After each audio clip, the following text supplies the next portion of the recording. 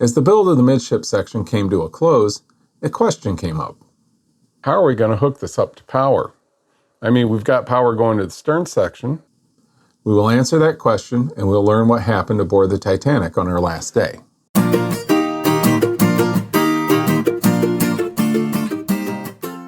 Welcome to another episode of Jay's LEGO Adventures. I'm Jay. In today's episode, we'll finish building the midship section of set 10294, the RMS Titanic, with bags 26 through 28. These three bags will complete this section of the build and connect it to the stern section. The midship section has been enjoyable to build, and I almost forgot how fun it was to watch it go from one or two Lego pieces up to the scale that this is. But before we continue building, let me tell you about the Titanic's final day at sea. April 14th, 1912 dawned crisp and clear, the Atlantic stretching endlessly under a pale spring sky. On board the Titanic, the rhythm of the morning was calm and routine. Officers rotated through their watches, lookouts scanned the horizons, and the crew moved with practiced efficiency, unaware that the day would test every measure of their skill and vigilance. By 9:12 a.m., the first of many ice warnings reached Captain Smith. A message from the Cunard liner Carina, noting that bergs, growlers, and field ice were in the ship's path. Though serious, the note was absorbed into the day's operation without disruption as the ship pressed steadily onward. Passengers moved through the familiar rituals of shipboard life. Sunday services were held, offering a gentle reprieve from the ocean's vast expanse, while decks were filled with promenaders savoring the crisp air. At noon, the ship's third-day run was logged, 546 miles, a significant increase from the previous day. Spirits lifted among the passenger and crew alike, many confident that the Titanic would reach New York on schedule Tuesday evening. Yet beneath the surface of luxury and optimism, subtle signals of danger were threading their way through the vessel. This is bag 26. Bag 26 is going to start the deck area here.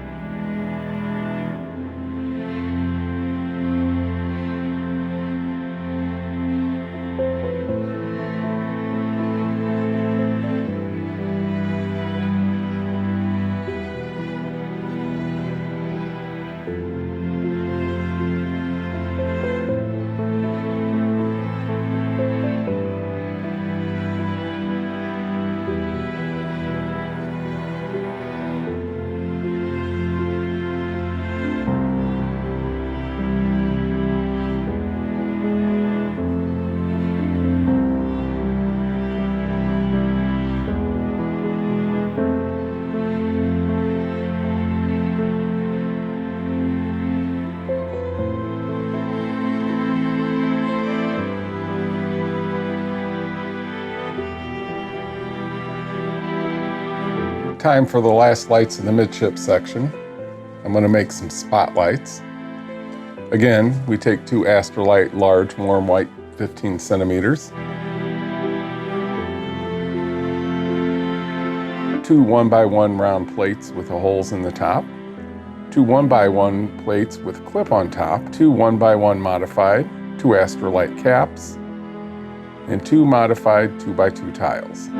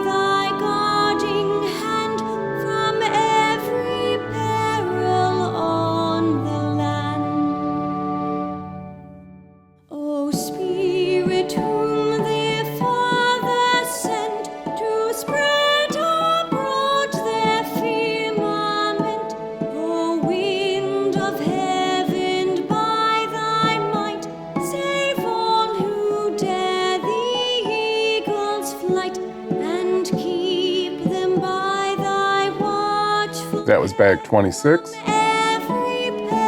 26 built all this decking. 2 spotlights.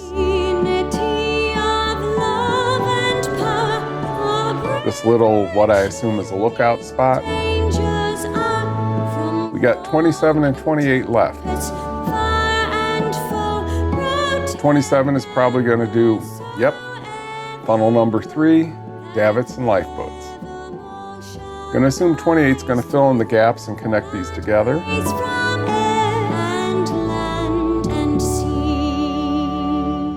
So let me get those together and we'll get to bag 27. Throughout the afternoon, further ice warnings arrived. At 1:49 p.m., the SS America sent a note. Minutes later, the RMS Baltic transmitted another, more urgent warning. Captain Smith shared this with Bruce Ismay, the White Star Line's managing director, who would later recount showing it to passengers. Evidence that the ship's leadership understood the icy waters ahead. By late afternoon, the air had turned frigid, dropping to 31 degrees Fahrenheit. Around 5:45, the Titanic executed the turning the corner maneuver, altering its course toward the area where the ice had been reported. The sun dipped low, painting the decks with a golden light, while the last boilers were stoked, pushing the ship to its fastest speed of the voyage. The ocean gleamed deceptively peaceful, masking the peril that lurked. This is going to be bag 27. It's going to build what in some of the previous episodes I've wrongly been calling a smokestack. It's a funnel. It's going to build funnel number 3, some lifeboats, some davits, and a couple benches.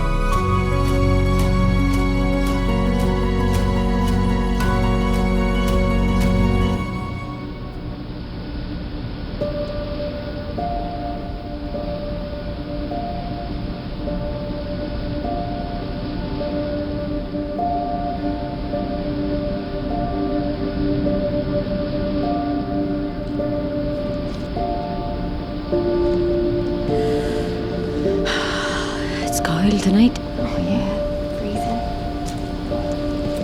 It's peaceful though, isn't it? Lovely. It's a good coat you've got on there. It's my husband's. Nice. Well, he's down below. He's not feeling it like me. Yeah. Couldn't sleep. You couldn't though? No. Have you been sleeping much, huh? Do you know what? I actually am truffle sick. Funny enough, yeah.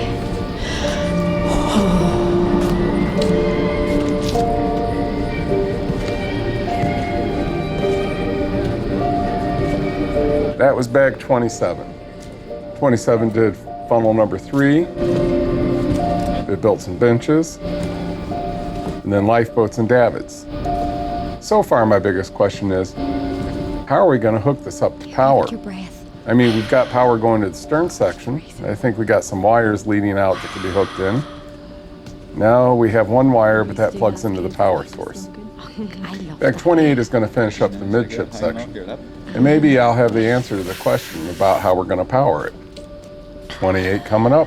As the evening fell, the officers moved with quiet vigilance. First Officer Murdoch ordered the 4 scuttle hatches closed to eliminate any glare that might hinder the lookout's vision. At 7:30 p.m., wireless operator Jack Phillips was immersed in messages and famously dismissed a critical ice warning from the nearby California with sharp words, "Shut up, shut up.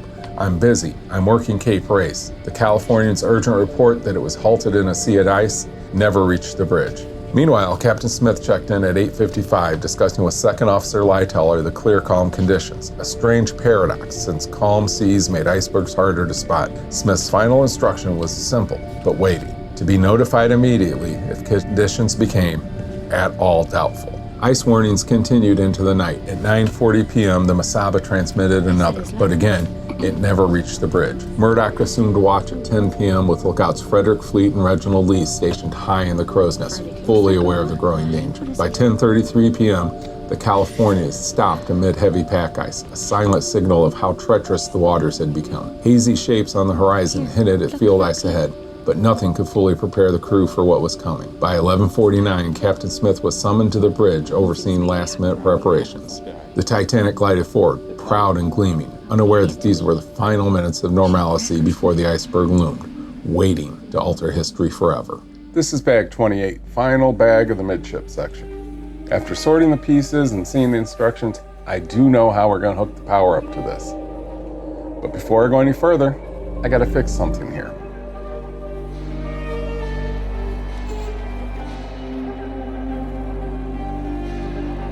I put these windows on wrong. Yep, all these are wrong. Basically, they were supposed to start at this end, and I started them at the wrong end.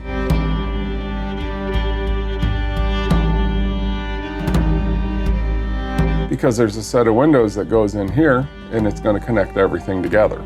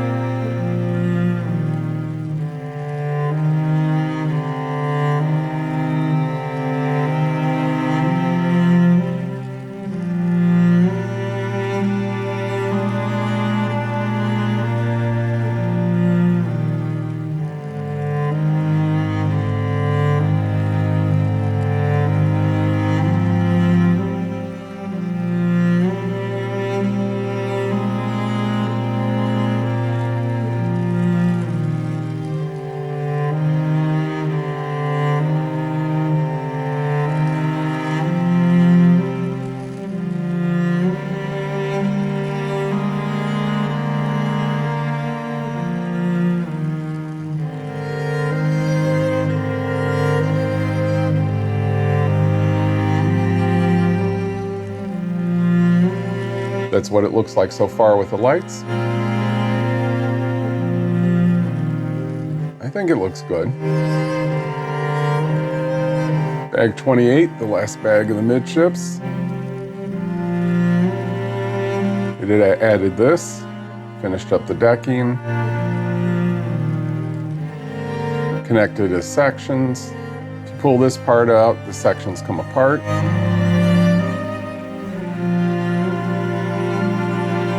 And then I guess if I wanted to take it apart and display it in sections, I'll have to take this apart, plug another wire in there. One thing I did like about Light My Bricks 1.0 over the 2.0 is that when you displayed the sections apart, some of the interior was lit up.